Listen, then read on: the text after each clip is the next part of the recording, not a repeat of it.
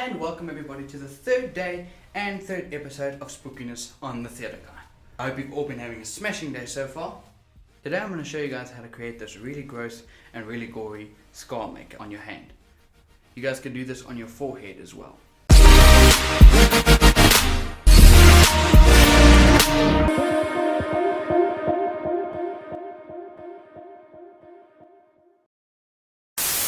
Okay, so the first thing you guys are going to need is this Vaseline and baking flour modeling wax.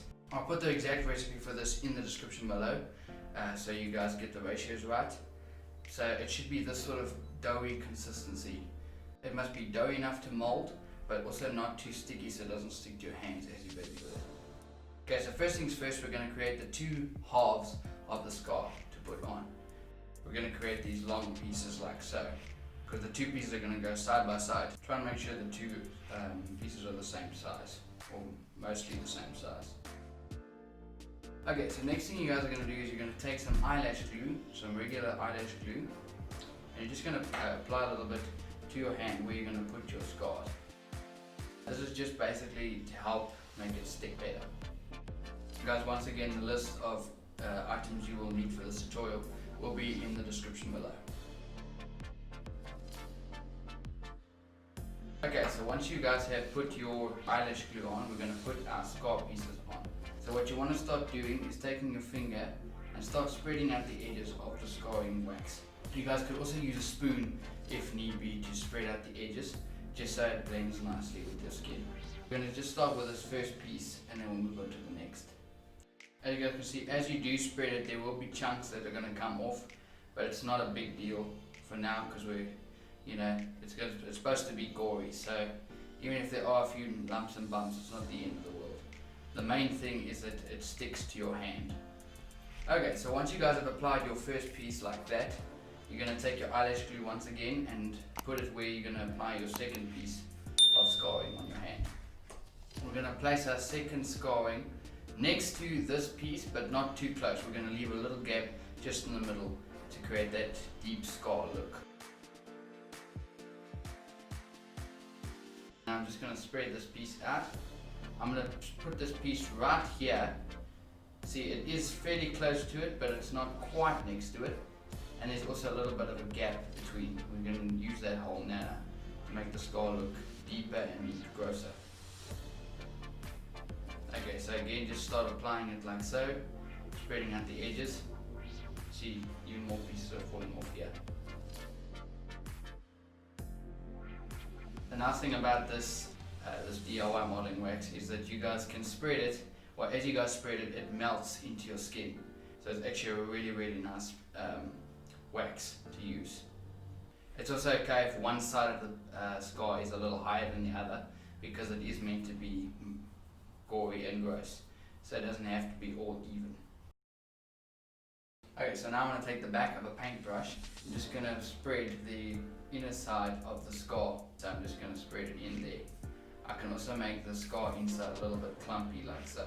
That'll also add to the effect. Okay, there we go. That looks pretty good. Perfect. Okay, so next thing we're going to do is we're going to take a liquid foundation.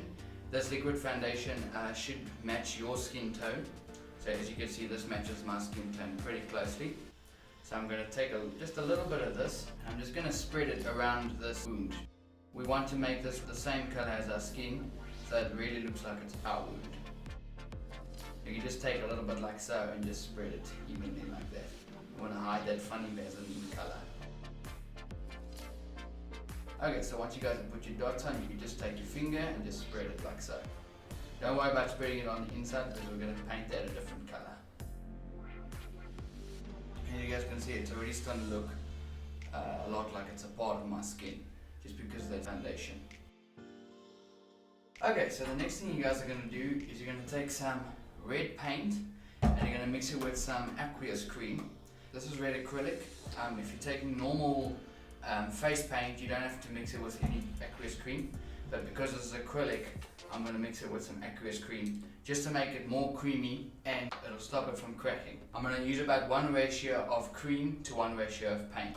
Then we're going to mix the two together. It's not an exact science, but you guys can basically just eyeball it. Okay, so once you guys have gone and mixed your paint, we're just going to take a little bit of it like so, and we're going to start globbing it onto the inside of our skull like this. We want to create that gross look. You guys can also go up the sides where you missed with the foundation. And what you guys are going to do, instead of brushing, you guys are just going to dab it to make that sort of lumpy, knobby effect as well on the skull. Next, you guys are going to take just a little bit of black acrylic without the cream, and we're just going to use that to add some depth to our skull wound as well. So you guys are just going to take your paintbrush and just dip just a few little corners of your brush in there. Then we're going to just dab it every here and there along the edges of the skull. You don't have to worry about mixing the red in with your black, because black is such a dominant color. It's more likely to take over the red. There we go. Okay, so this next step is totally optional for you guys. It doesn't always look the best. I suppose it just depends on what you're wearing or what you're doing with the scar, what sort of costume. But you guys can take some blue paint and aqueous cream, mix that together, and we're just going to use this and a bit of the red just around the edges to give it some more depth and for the bruising effect. So I'm just going to take dabs of that and dabs of the red, and then I'm going to create little blobs along here. And you must use the tips of your brush, not the brush itself, just to create that sort of uneven bruising look. And once this all dries and settles, it's going to look a lot more realistic.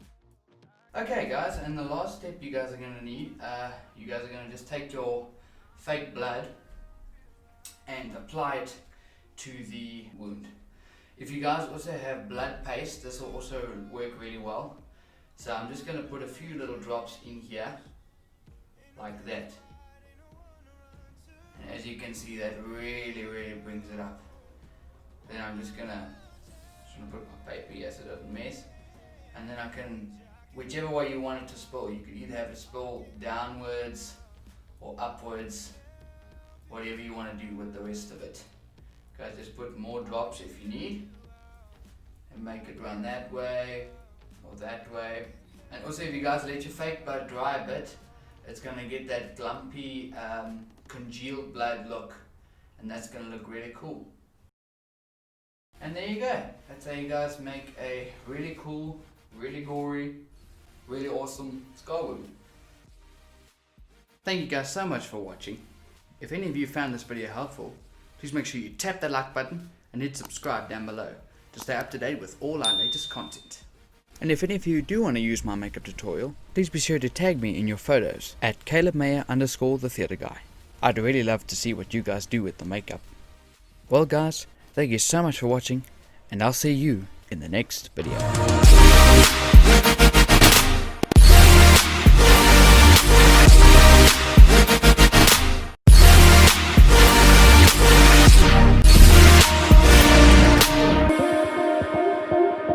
Hey guys, thank you so much for liking, commenting and subscribing. If you guys would like to see the next video in this series of spookiness, you can click right here, or if you'd like to check out one of my other videos, you can click right here. Also, if you guys want to subscribe to me, the Theatre Guy, for more awesome content just like this, you can click right here. Well guys, cheers for now, and I'll see you in the next video.